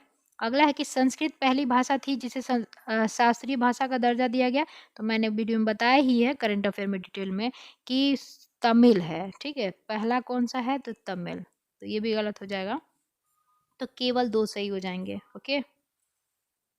ओ सॉरी, असत्य कथन को पहचान करना था। तो असत्य कौन कौन था? 1 और 3, तो सी आंसर हो जाएगा। चलिए अगला है, भारतीय प्रधानमंत्री द्वारा सितंबर 2024 में संयुक्त राज्य अमेरिका के 2 नए वाणिज्य दूतावास किन 2 जगहों पे खोले गए हैं? तो बोस्टन तथा लॉस एंजलिस पे खोले गए हैं। ठीक है, ये ध्यान रखिएगा। ए बी याद कर लीजिएगा, ए बी, प्रधानमंत्री ने अमेरिका में ए बी, तो ए से लॉस एंजलिस और बी से बोस्टन। अगला है कि नेशनल वन हेल्थ मिशन के तहत महामारी की तैयारी की आकलन करने के लिए विषाणु युद्ध अभ्यास कहाँ आयोजित किया गया है? तो ये राजस्थान में किया गया है। ठीक है, इसका आंसर है सी। अब इसको कैसे याद कर सकते हैं कि नेशन वन हेल्थ मिशन, तो एक ही हमारे यहाँ क्या पाया जाता है, थार मरुस्थल, वो कहाँ है, राजस्थान में है। और राजस्थान में पूरी चारों तरफ थार है, तो वहाँ पे विषाणु वायरस की बात की जा रही है। तो वायरस क्या होता है, ना मरता है ना जीता है, इसको बस सहारे की जरूरत होती है, जहाँ मिल जाएगा वहाँ से ये क्या करता है, एक्टिव हो जाता है। ठीक है, ये कभी मरता नहीं है। तो इसको विषाणु है, तो ये पूरे थार में जो है अकेले युद्ध करता रहेगा। ठीक है, ऐसे याद रख लीजिएगा। तो राजस्थान थार याद आएगा। और विषाणु को देखते सब भाग जाते हैं, तो बिल्कुल रेगिस्तान जैसा लगने लगेगा, ऐसा याद कीजिएगा कि विषाणु का युद्धाभ्यास। चलिए, अब इतना बोलने के बाद याद तो हो ही गया होगा मेरे ख्याल से। हाल ही में केंद्र सरकार ने किस एयरलाइंस को विस्तारा एयर इंडिया के साथ विलय के लिए प्रत्यक्ष विदेशी निवेश को मंजूरी दी है? तो हमने सबसे ज़्यादा एफडीआई हमने देखा था करंट अफेयर में, सबसे ज़्यादा एफडीआई किससे प्राप्त किए हैं, सिंगापुर से प्राप्त किए हैं, है ना। तो इसी से याद रखिएगा कि सिंगापुर एयरलाइंस, इसका आंसर है आपका ए। चलिए, अगला है आचार्य चाणक्य कौशल विकास योजना की शुरुआत राज्य में की गई है। तो ये कहाँ पे किया गया है, महाराष्ट्र में किया गया। ध्यान रखिएगा, अभी महाराष्ट्र का एक और हमने देखा था जीके सुबह में कि महाराष्ट्र क्या है, इसने स्टार्ट किया है कि आपका शुरुआत में ही बच्चे जो हैं प्राथमिक स्कूल में ही जाएंगे, तभी ये क्या करेगा, आपको बच्चों को सैन्य प्रशिक्षण देगा। तो ये महान आदमी है, और सैन्य प्रशिक्षण देना है तो चाणक्य की नीति बहुत इंपॉर्टेंट हो जाती है। उन्होंने क्या किया था, चंद्रगुप्त मौर्य को आपको देखे थे कि उन्होंने पूरा सैन्य प्रशिक्षण दिया, और फिर एक बड़ा सा मौर्य वंश जो है स्थापित करने का उनको मौका दिया। तो इसीलिए याद रखिएगा कि महाराष्ट्र सैन्य वो किया है बच्चों का, और वही जो है आचार्य चाणक्य कौशल विकास योजना को भी लागू किया है। ठीक है, इससे याद हो जाएगा। अगला है कि यूनिफाइड पेंशन योजना के संबंध में निम्नलिखित कथनों पर विचार करें। तो महाराष्ट्र इसे लागू करने वाला पहला राज्य बना है क्या? उसके बाद दिया है यूनिफाइड पेंशन स्कीम 1 अप्रैल 2025 से लागू हुआ है। तो महाराष्ट्र जो है यूनिफाइड पेंशन यूज करने वाला पहला है। ये दोनों सही है आपका। ठीक है, तो ध्यान रखिएगा, यूनिफाइड पेंशन योजना के संबंध में महाराष्ट्र पहला राज्य है बना। और यूनिफाइड पेंशन स्कीम कब से स्टार्ट किया गया, तो 1 अप्रैल 2025 से। अगला है कि आपदा जोखिम प्रबंधन पर समझौता ज्ञापन हस्ताक्षर करने वाला पहला राज्य कौन बना है? तो ये पहला बना है नागालैंड। ठीक है, किस पे, तो आपदा जोखिम प्रबंधन पे। तो इसके में लगा हुआ है नागालैंड लगा हुआ है। तो लैंड क्या होता है, भूमि होता है। इसको भी चाहे तो आप ट्रिक से याद कर सकते हैं कि आपदा जोखिम प्रबंधन का समझौता करने पर हस्ताक्षर पहले राज्य कौन हो गया, तो वो नागालैंड। यानी कि उसका जो है आपदा हो रहा है, उसका जोखिम हो रहा है ज़्यादा धरती का। चलिए, अगला है चर्चा में रहा शबीना शोल किस जल राशि में उपस्थित होता है? तो ये दक्षिण चीन सागर में होता है। ठीक है, अगला देखते हैं। भारत औपचारिक रूप से खनिज सुरक्षा वित्त नेटवर्क MSFN में शामिल हो गया। इस ग्रुप का उद्देश्य क्या है? तो क्रिटिकल मिनरल्स के लिए सप्लाई चेन को सुरक्षित करना। ओके, चलिए, अगला है नासा ने सुनीता विलियम्स को अंतरिक्ष से वापस लाने के लिए किस मिशन को लॉन्च किया था? तो ये किया था आपको NASA space x crew 10 mission. ठीक है, इसका आंसर हो जाएगा आपको ए। चलिए, अगला देखते हैं। ओशन 24 किस देश द्वारा जो है नौसैनिक अभ्यास था? तो ये किसके द्वारा था, रूस के द्वारा था, ओशन 24। चलिए, अगला है BALSRSAM, ये दिया हुआ है जैसा कि यहाँ पे। अच्छा, इसका फुल फॉर्म देख लेते हैं, फिर ये क्वेश्चन अच्छा आपसे बनेगा। जैसे यहाँ से भी दिया है ना, तो इसे ध्यान रखिएगा, वर्टिकल। ओके, L से लॉन्च, S से क्या होगा, शॉर्ट, R से क्या होगा, रेंज, S से क्या होगा आपका सरफेस, और ए से क्या होगा, सरफेस टू एयर। ओके, क्या, तो मिसाइल, एम से मिसाइल हो जाएगा। तो याद रखिएगा VLSRSAM का फुल फॉर्म क्या है, vertical launch short range surface to air missile. अब इससे देखिए आपको क्वेश्चन बनेगा, इसको फुल फॉर्म अगर याद रहेगा तो। जैसे दिया है कि डीआरडीओ तथा भारतीय नौसेना द्वारा ओडिशा चांदीपुर एकीकृत रेंज से इसका परीक्षण किया गया, तो ये सही है।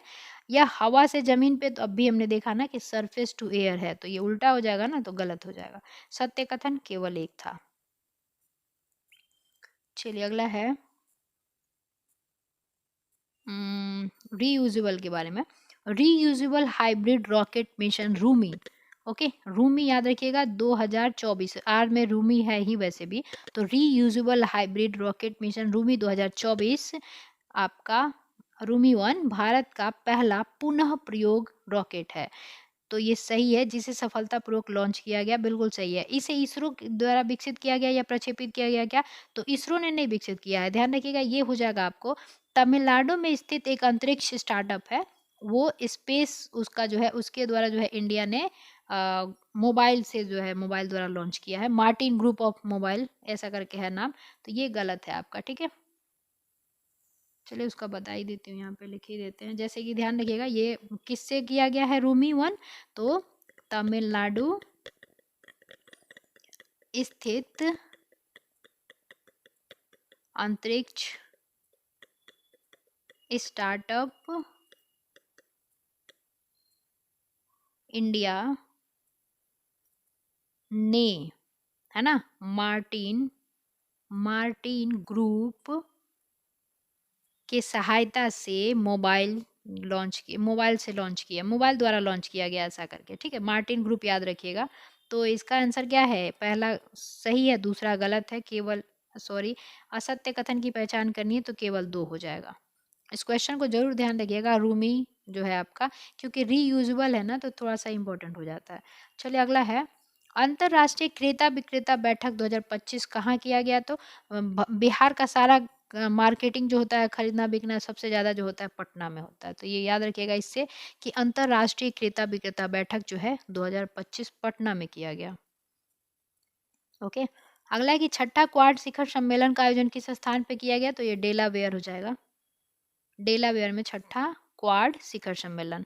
अगला है कि बीमा सखी योजना 9 दिसंबर 2024 को लॉन्च किया गया, प्रधानमंत्री ने पानीपत से इसे योजना को लॉन्च किया, तो बीमा सखी योजना जो है कहाँ से लॉन्च किया गया है, तो हरियाणा पानीपत से प्रधानमंत्री के द्वारा, कब, 9 दिसंबर 2024 को। यह योजना जो है एलआईसी के सहयोग से चलाई जाएगी, तो ये सही है, बीमा तो एलआईसी जो है ही, तो तीनों सही दिए गए हैं, ओके। इसका आंसर हो जाएगा आपको 1 2 3। अगला है कि मुख्यमंत्री बहन बेटी मई कुई, अब यहीं से समझ आ जाएगा कि मई कुई स्वावलंबन प्रोत्साहन योजना किस राज्य ने शुरू किया है, तो ये कौन हो जाएगा, झारखंड, है ना। चलिए अगला है, सी केयर्स वर्जन 2.0 पोर्टल जो है किस मंत्रालय ने जारी किया है, तो सी से सी केयर्स और कोयला, ओके, तो केंद्रीय कोयला मंत्रालय ने ये शुरू किया है। अगला है कि निम्नलिखित कथनों पर विचार करें और बताएं कौन सा सही है, तो जैसा कि दिया है आपका, पर्यटन मित्र और पर्यटन दीदी नामक पहल पर्यटन मंत्रालय का कौशल विकास से जुड़ा प्रयास है, तो ये आपका क्या हो जाएगा, सही हो जाएगा, ओके। अगला दिया है कि यह पहल पूरे भारत में 6 पर्यटन स्थलों को शामिल करेगा, कितने, तो 6, जिसमें बिहार का बोध गया भी शामिल है, तो ये सही हो जाएगा।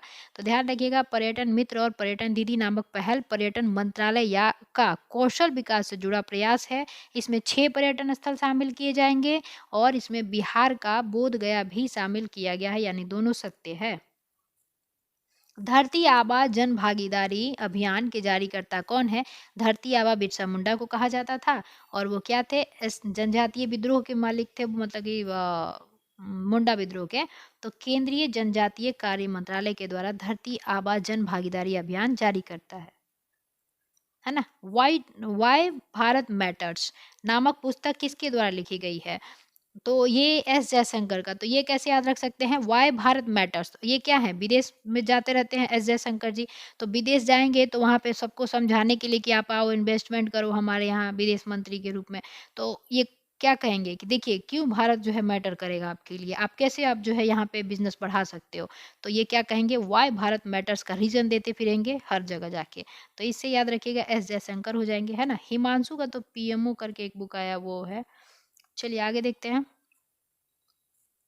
अगला है कि 2025 में पद्म पुरस्कार विजेता के संबंध में निम्नलिखित कथनों पर विचार करें। अब यहाँ पे बिहार कोकिला किसे कहा जाता है? तो सरदा सिन्हा को कहा जाता है ना? तो डॉक्टर सरदा सिन्हा को चिकित्सा चिकित्सा के क्षेत्र से थोड़ी ना थी, छठ वगैरह के गीत गाती हैं, लोक कला से रिलेटेड थी, तो यहीं पे गलत हो जाएगा। ये ध्यान रखिएगा कि इनको मरणोपरांत पद्म भूषण दिया गया, लेकिन बिहार कोकिला जो है किसे कहा जाता है? डॉक्टर शारदा सिन्हा को कहा जाता है। ये कहाँ से हैं? सुपौल से हैं। सुपौल के हुलास जिले से ये हुलास मतलब गाँव है, वहाँ से इनका जो है वास्ता है, मतलब वहाँ की हैं ये, सुपौल जिले की हैं। तो पहला स्टेटमेंट गलत है। मुशहर समुदाय के साथ काम करने वाले भीम सिंह भवेश को सामाजिक कार्य के क्षेत्र में पद्मश्री से सम्मानित किया गया। ये ध्यान रखिएगा कि ये सही है। भीम सिंह जो है ना, उनको सामाजिक कार्य के लिए पद्मश्री से सम्मानित किया गया है। हेमंत कुमार गुर्दे की बीमारी का निवारक शिक्षा और उपचार के योगदान के लिए पद्मश्री दिया गया है, तो ये भी ध्यान रखिएगा। इनको याद रखिएगा, एक तो भीम सिंह को, है ना, उसके बाद ये कौन हो जाएंगे? हेमंत कुमार। इनको काहे के लिए? तो गुर्दे की बीमारी के निवारक शिक्षा और उपचार उनके योगदान के लिए पद्मश्री दिया गया है। तो ये पूछा जा सकता है कि पद्मश्री किसको किसको दिया गया? तो जैसे भीम सिंह हो गए, आपके हेमंत कुमार हो गए, उनको क्यों दिया गया ये भी ध्यान रखिएगा, है ना। तो इसमें क्या हो जाएगा? ऊपर दिए गए कौन सा कथन सही है? तो पहला गलत, 2 और 3 सही। बी आंसर हो जाएगा। चलिए अगला है, खेलो इंडिया यूथ गेम्स 2025 के संबंध में निम्नलिखित कथनों पर विचार करें। तो ये भी सुबह के करंट अफेयर में था। तो खेलो इंडिया यूथ गेम्स का 7वां संस्करण विशेष रूप से पटना शहर में आयोजित किया गया। तो पटना में ही नहीं, 5 में किया गया है ये। तो ये पहला गलत हो जाएगा। 5 कौन कौन है? तो एक तो पटना हो गया, दूसरा गया, ये तीसरा आपका भागलपुर, और चौथा बेगूसराय, और आपका 5वां राजगीर। ठीक है, यहाँ यहाँ किया गया है 5 की जगह, 5 याद रखिएगा कौन कौन सा जिला में। उसके बाद ये पहला गलत। दूसरा है कि खेलों के 2025 संस्करण का शुभंकर क्या था? तो गज सिंह। तो ये बिल्कुल सही है। महाराष्ट्र ने 2025 संस्करण सहित खेलो इंडिया यूथ गेम्स की पदक तालिका में 5 बार शीर्ष स्थान जो है आपका शीर्ष स्थान हासिल किया है, तो ये सही है। बिहार ने 36 पदक जीतकर पहली बार शीर्ष 10 नहीं, यहाँ पे अभी करंट अफेयर में मिला ही था, ये तो 15वें नंबर पे आया है। और कितना पदक जीता है? तो 36 जीता है। ये बिल्कुल मतलब 36 तो जीता है, लेकिन 10 नहीं है, 15 है, तो ये गलत हो जाएगा। तो सही कौन सा हो जाएगा? केवल 2 और 3। चलिए अगला है, प्रधानमंत्री सूक्ष्म खाद्य प्रसंस्करण उद्यम का औपचारिकरण माने पीएमएफएमई योजना के संबंध में कथनों पर विचार करें। तो जैसा कि दिया है, यह योजना 2020-21 से 2025-26 तक 5 वर्षों के लिए कार्यान्वित की गई है, तो सही है। वित्तीय वर्ष 2024-25 में पीएमएफएमई योजना के तहत बिहार शीर्ष प्रदर्शन करने वाला पहला राज्य रहा है। ध्यान रखिएगा कि बिहार शीर्ष प्रदर्शन करने वाला राज्य रहा है, तो ये इम्पोर्टेंट हो जाता है। यह योजना सूक्ष्म खाद्य प्रसंस्करण उद्यमों को 35% पूंजीगत सब्सिडी प्रदान करेगी। तो ये तीनों कथन आपको दिए गए हैं, सही दिए गए हैं। और किसके बारे में था ये? तो प्रधानमंत्री सूक्ष्म खाद्य प्रसंस्करण उद्यम के बारे में था। इसमें बिहार ने शीर्ष प्रदर्शन किया है, ये ध्यान रखिएगा, ठीक है। और इसका आंसर क्या हो जाएगा? तीनों सही है। ओके, चलिए अगला देखते हैं। प्रधानमंत्री आवास योजना ग्रामीण के संदर्भ में निम्नलिखित कथनों पर विचार करें। जैसा कि दिया है आपका कि इंदिरा आवास योजना का पुनर्गठन करके 2016 में PMAYG शुरू किया गया, ये वाला, तो ये सही है। केंद्र और राज्य के बीच लागत साझाकरण अनुपात मैदानी क्षेत्रों में 60 और 40 का रहेगा, यानी 60 केंद्र और राज्य 40, और पहाड़ी पूर्वोत्तर राज्यों में 90 केंद्र और 10 राज्य, तो ये सही है। लद्दाख सहित सभी केंद्र शासित प्रदेशों को इस योजना के तहत 50-50 लागत साझाकरण के अधिकार आधार पर वित्त पोषित किया जाएगा। तो आज 50-50 नहीं है, 100 है, यहाँ पे 100 कर लीजिएगा, ठीक है। तो ये गलत दिया हुआ था, तो इसका पूछा है कौन से कथन सही है, तो सिर्फ आपका 3 तो गलत हो गया ना, तो 1 और 2 सही है। हाल ही में गया जिले का नाम बदलकर क्या रखा गया? तो गया जी। किसने मंजूरी दी है? तो बिहार सरकार की कैबिनेट ने। चलिए अगला देखते हैं। मई 2025 में नालंदा विश्वविद्यालय के कुलपति के रूप में किसे नियुक्त किया गया है? तो ये कई करंट अफेयर में मिल गया, सचिन चतुर्वेदी, और ये एक प्रमुख अर्थशास्त्री हैं, ये भी ध्यान रखिएगा, ये पूछा गया था क्वेश्चन अभी, ये क्या है? तो ये एक अर्थशास्त्री है, सचिन चतुर्वेदी। अगला है कि इसको मिलान करना है। जैसे कतरनी चावल क्या है? तो खाद्यान्न है। सुजनी कढ़ाई क्या है? अभी देखा हमने, ये शिल्प कला है, तो पारंपरिक शिल्प कला। मिथिला क्या है? जल में उपजाया जाता है फसल। मधुबनी पेंटिंग क्या है? तो ये वस्त्रों पे कला की जाती है। और मधुबनी पेंटिंग है ना, उसको महिलाओं का कला कहा जाता है, ध्यान रखिएगा, क्योंकि महिलाएं ज़्यादा इसमें यूज़ करती हैं। जैसे पटना कलम को पुरुष कला। अच्छा, इसमें आंसर क्या हो जाएगा? मधुबनी वस्त्र। तो डी का 1 एक ही में दिया हुआ है, तो सी आंसर हो जाएगा।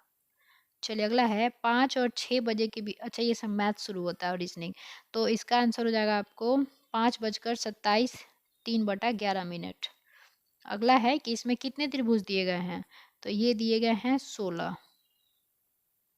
चलिए अगला है। अच्छा, इसके बाद जो सेट नंबर 3 है ना, उसका 95 to 106 क्वेश्चन देखेंगे। ठीक है, तो जल्दी जल्दी इसको देख लेते हैं। अब जैसे एक गांव की जनसंख्या मान लीजिए 165 था, हर वर्ष जो है 10% बढ़ता जा रहा है, तो 110 क्या करना, 11/10 करते चलिए, है ना, गुना 11/10, इसको कटा दीजिएगा और गुना कीजिएगा तो आपको आएगा 19965। ओके, 11/10 इसलिए क्योंकि 110/10 कीजिएगा, 100 कीजिएगा तो जीरो तो जीरो ऐसे ही कट जाएगा ना। चलिए अगला है लॉग, ये तो कई बार मतलब क्वेश्चन देखे ही हैं, 2 का पावर 5 होता है 32, उससे सॉल्व कर दीजिएगा 10 आएगा। अगला है कि गौरव 20 मीटर चलता है, ये वाला जब कीजिएगा सॉल्व ना तो इसका आएगा आपको 60 मीटर। ठीक है, चलिए अगला है कि इसमें श्रृंखला में कौन सा वो है, तो जैसे इसमें जोड़ेंगे कितना, तो 24, इसमें जोड़ेंगे कितना, 26, और इसमें 28, तो ये 182 आ जाएगा। ठीक है, चलिए अगला देखते हैं। अगला है कि सीरीज दी गई है, जैसे कि ए का उल्टा 26 क्यों दिया है, क्योंकि ए का उल्टा जेड होता है, तो 26 उसका अंक होता है जेड का, तो 26 हो गया, और 2 और 6 जोड़िएगा तो 8 आएगा, तो 8 एच का हो गया। और सी का उल्टा क्या होता है, आपका 24 दिया है, तो और एफ 2 और 4 जोड़िएगा तो 6 हो जाएगा, तो एफ का हो जाएगा। ऐसे ही करते जाइएगा तो आपका एम 14 ई आ जाएगा। ठीक है, एम का उल्टा एन होता है, एन का 14 नंबर होता है, और ई क्या होगा 5, 1 और 4 5। अगला है कि अनिल और सुमन, ANS, स्किप कर दीजिएगा, आगे क्वेश्चन है आपका सेट नंबर 3 का, वो देखना हो तो। ठीक है, अनिल और सुमन कितने दिन में कार्य करेंगे? 12 दिन में। इसको छोटा रखते हैं, नहीं तो नहीं हटेगा। पहला है कि अनिल एवं सुमन कितने दिन में कार्य करेंगे? 12 दिन में। और अकेला अनिल कितने दिन में करेगा? अकेला अनिल जो है आपका करेगा 20 दिन में। दोनों का एलसीएम निकालेंगे तो 12×5 = 60 हो जाएगा, और दोनों ऐसा निकाला जाता है कि दोनों से कट जाए, तो 20 तिहाई और 12×5, यानी कि आपका यहाँ हो जाएगा कि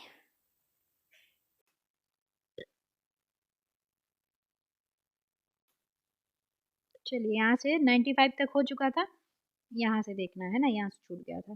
जैसे कि दिया है, निम्नलिखित में से बिहार का पहला हिंदी समाचार पत्र कौन था? तो ये बिहार बंधु था। ठीक है, और आपका अंग्रेजी पूछा जाए तो कौन सा था? तो ध्यान रखिएगा, वो हो जाएगा Bihar Herald, the Bihar Herald.